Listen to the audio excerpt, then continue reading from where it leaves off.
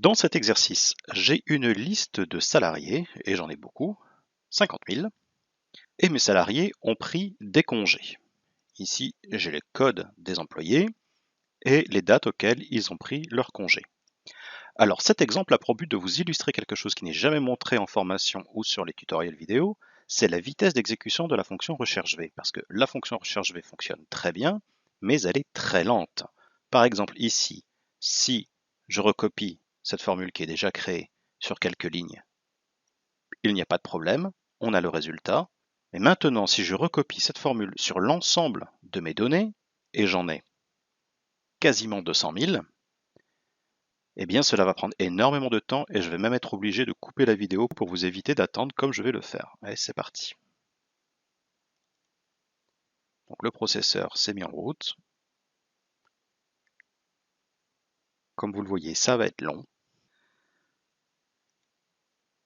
Il est 17h22 à mon ordinateur et je vais reprendre la vidéo quand le processus sera terminé.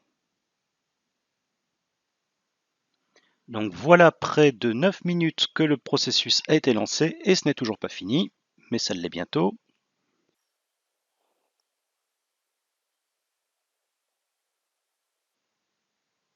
Donc j'ai perdu 10 minutes, ou plutôt j'ai dû attendre pendant 10 minutes que l'ordinateur finisse le calcul. C'est évidemment beaucoup trop long, surtout si vous devez faire l'opération tous les jours. Donc ce que je vais faire, c'est déjà de convertir cette colonne en valeur pour éviter que l'ordinateur ne recalcule systématiquement. Et dans cette seconde colonne, où j'ai la nouvelle formule, je vais la recopier et vous allez tout de suite voir la différence en temps de traitement. Et c'est déjà terminé.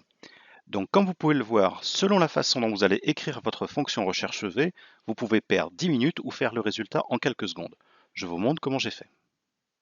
Alors tout d'abord, je vais faire une recherche sur cette donnée dans mon tableau ici, uniquement sur la colonne des employés.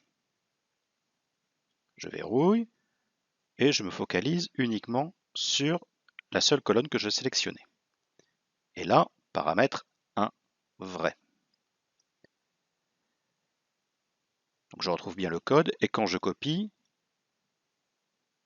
il retrouve parfaitement les codes pour une bonne et simple raison, c'est qu'ici, tous mes codes sont triés de façon croissante. Si mes codes ne sont pas triés de façon croissante,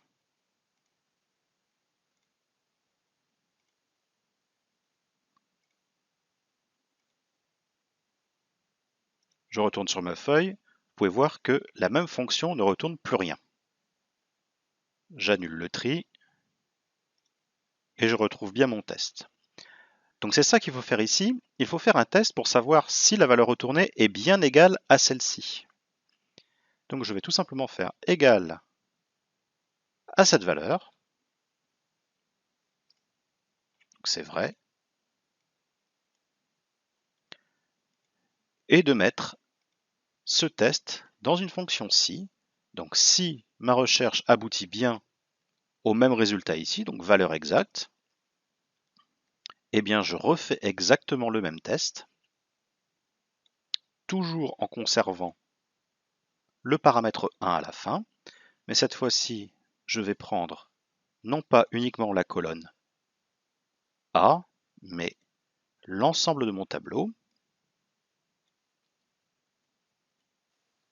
tableau que je verrouille, et ici, le paramètre retourné, c'est la troisième colonne, c'est là où j'ai les noms. Enfin, que se passe-t-il quand le test est faux? Je vais mettre inconnu.